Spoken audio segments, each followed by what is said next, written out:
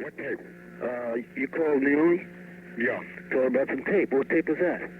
No, I didn't take any tape. What I did was I typed out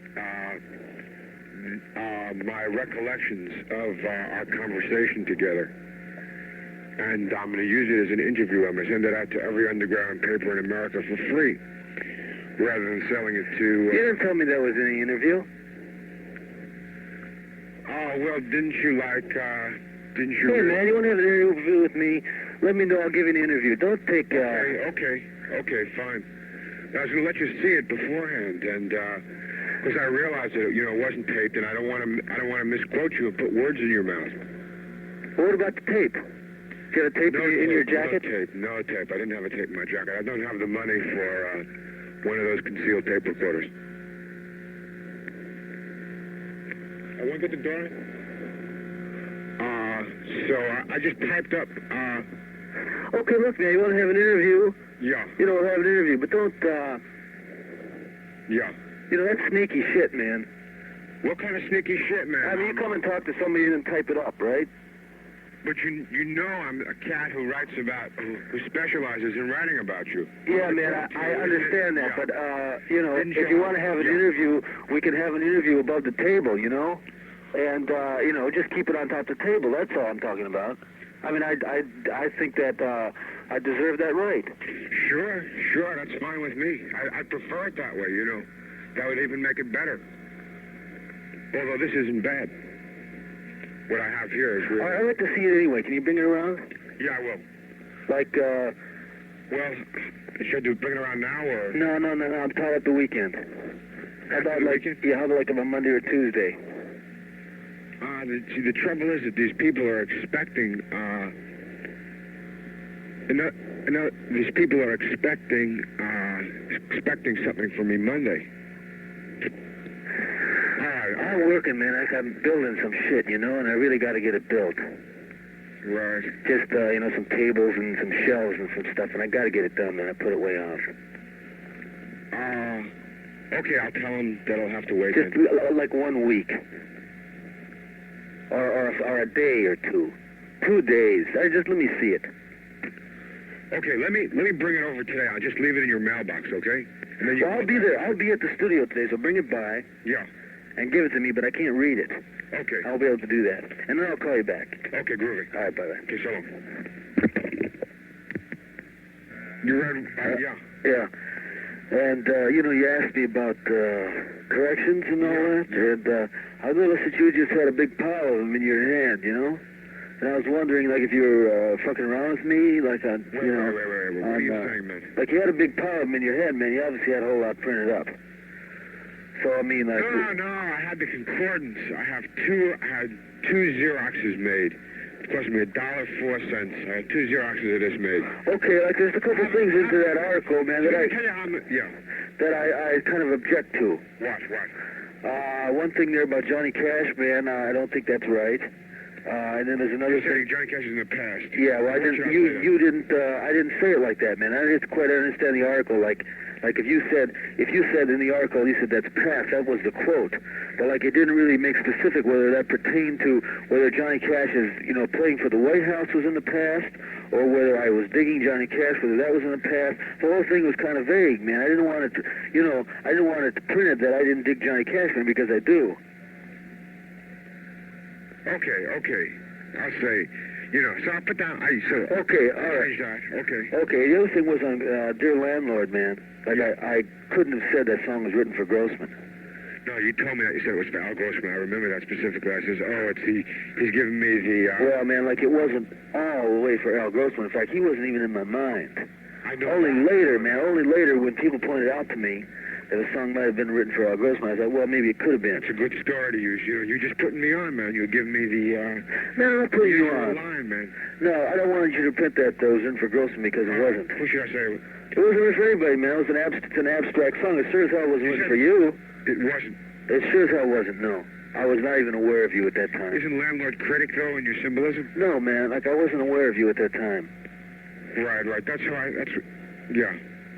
So, I mean, I don't care what you have to figure out to say, but it was not written for Grossman, so don't say it. I mean, you know, it's just not right.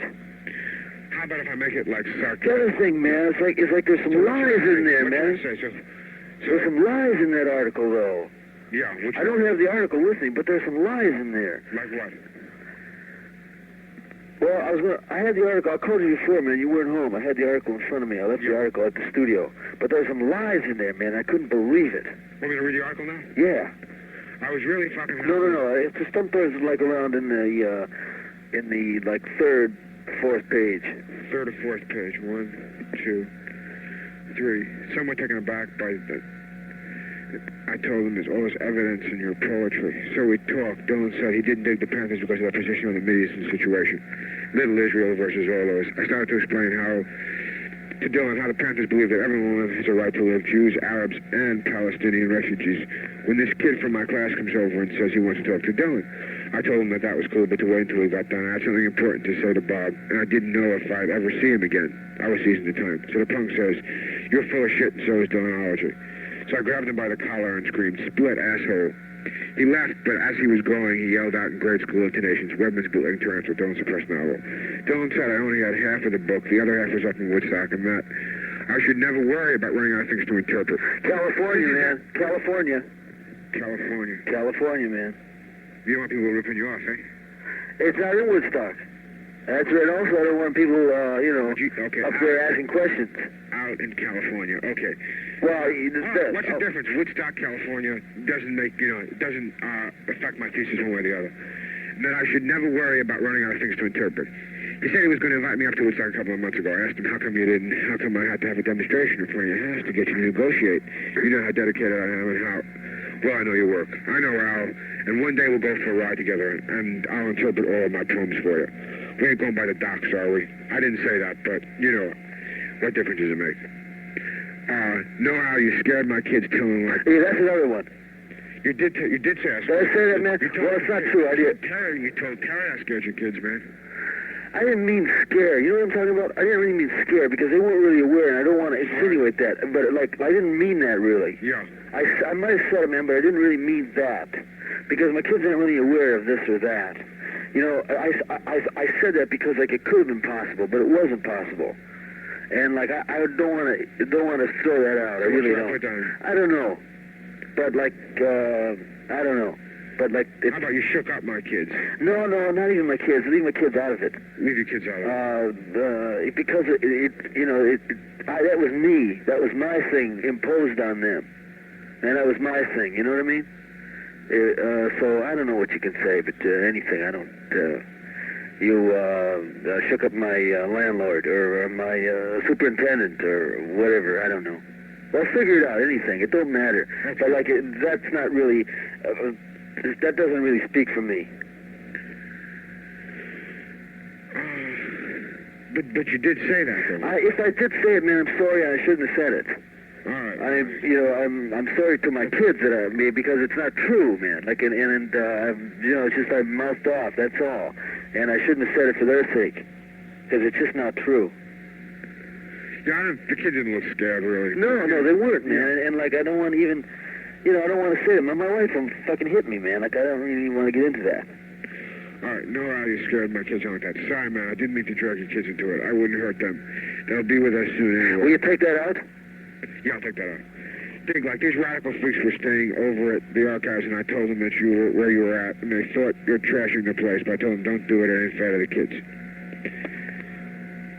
Oh man, take all that shit out, please. You can leave the radical stuff in there. You can say it ain't fair to me, but not to the kids because it's yeah, just... but what I was saying at the time is the only thing that was... See, what I'm saying there is the only thing that was preventing me from telling him... Well, I made a mistake, man. I shouldn't have said it.